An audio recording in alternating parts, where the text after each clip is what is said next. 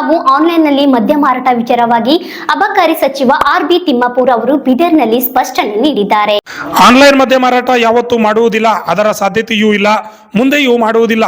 ನಮ್ಮ ಯೋಚನೆಯಲ್ಲಿ ಆನ್ಲೈನ್ ಮಾರಾಟವಿಲ್ಲ. ನೋ ಸ್ವಿಗ್ಗಿ, ನೋ ಜೊಮ್ಯಾಟೊ ಯಾವುದೂ ಇಲ್ಲ ಎಂದು ಹೇಳಿದ್ರು. ರಾಜ್ಯದಲ್ಲಿ ಮದ್ಯ ದರ ಏರಿಕೆ ಆಗಿಲ್ಲ. ನೆರೆ ರಾಜ್ಯಗಳಿಗೆ ಹೋಲಿಸಿದರೆ ನಾವು ಚೀಪ್ ಲಿಕ್ಕರ್ನಲ್ಲಿ ಕಡಿಮೆ ಇದ್ದೇವೆ. ಬೇರೆ ರಾಜ್ಯದಿಂದ ಪ್ರೀಮಿಯಂ ಬ್ರ್ಯಾಂಡ್ ದರದಲ್ಲಿ ಸ್ವಲ್ಪ ಹೆಚ್ಚಿರುವುದರಿಂದ ನಮಗೆ ಆದಾಯದ ಹೊಡೆತ ಬೀಳುತ್ತಿದೆ. ಬೇರೆ ರಾಜ್ಯದಲ್ಲಿ ಪ್ರೀಮಿಯಂ ಬ್ರ್ಯಾಂಡ್ ದರ ಕಡಿಮೆ ಇರುವುದರಿಂದ ಇಲ್ಲಿಗೆ ಆಮದು ಆಗುತ್ತಿದ್ದು ಅದನ್ನು ತಡೆಗಟ್ಟುತ್ತೇವೆ ಎಂದು ತಿಳಿಸಿದ್ರು.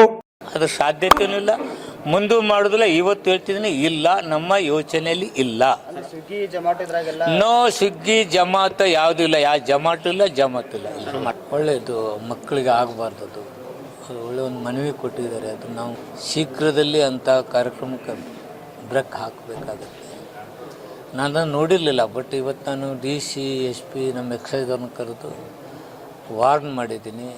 ಈ ಉದ್ಯಾನವನ, ಸ್ಕೂಲ್ ಬಿಲ್ಡಿಂಗು ಇಂಥಲ್ಲಿ ಯಾರಾದರೂ ಆ ಡ್ರಿಂಕ್ಸ್ ಮಾಡ್ತಿದ್ರೆ ಇಮಿಡಿಯೇಟ್ ಕಂಟ್ರೋಲ್ ಮಾಡಲಿಕ್ಕೆ ಈಗ ತಾನೇ ಹೇಳಿದ್ದೀನಿ. ಬೀದರ್ನಲ್ಲಿ ಎಲ್ಲೆಂದರಲ್ಲಿ ಸಾರಾಯಿ ಸಿಗುತ್ತೆ ಸರ್? ರೆಸ್ಟೋರೆಂಟು, ಅದು ಏನಾಗಿದೆ, ಈ ಕನ್ಸ್ಯೂಮರ್ ಜಾಸ್ತಿ ಆಗಿದ್ದಾರೆ, ಡಿಮಾಂಡ್ ಹೆಚ್ಚಾಗಿದೆ, ಅಂಗಡಿಗಳು ಕಡಿಮೆ ಅದಾವೆ. ಅವ್ನು ತೊಗೊಂಡು ಹೋಗಿ ಅಲ್ಲಿ ಕುಡಿತಕ್ಕಂಥ ಕೆಲಸ ಮಾಡ್ತಾಯಿದ್ದಾರೆ. ಅದರಿಂದ ನಾನು ಸೇವನೆ ಹೆಚ್ಚಿಗೆ ಕೊಡಕತ್ತಿದ್ದೆ. ಅದು 20 ರೂಮು 30 ರೂಮ್ ಇದ್ದದನ್ನು 10-15 ಮಾಡಿದೆ. ಕಾರಣ ಏನಂದರೆ, ಬಾರ್ನಲ್ಲಿ ಅಲ್ಲೇ ಕೂತ್ಕೊಂಡು ಲಾಜಿಂಗ್ ಆದರೆ ಅಲ್ಲೇ ಕಂಪೌಂಡ್ದಾಗ ಕುಡಿದು ಹೋಗಲಿ, ಹೊರಗಡೆ ಡಿಸ್ಟರ್ಬ್ ಆಗಬಾರ್ದು ಅಂತಕ್ಕಂಥ ದೃಷ್ಟಿಯಿಂದ ಸೇವನೆ ಹೆಚ್ಚಿಗೆ ಕೊಡ್ತಾಯಿದ್ವಿ. ಅದು ಸ್ವಲ್ಪ ಕಂಟ್ರೋಲ್ ಮಾಡ್ಬೋದು ಅಂತಕ್ಕಂಥ ಭಾವನೆ ನಂದು.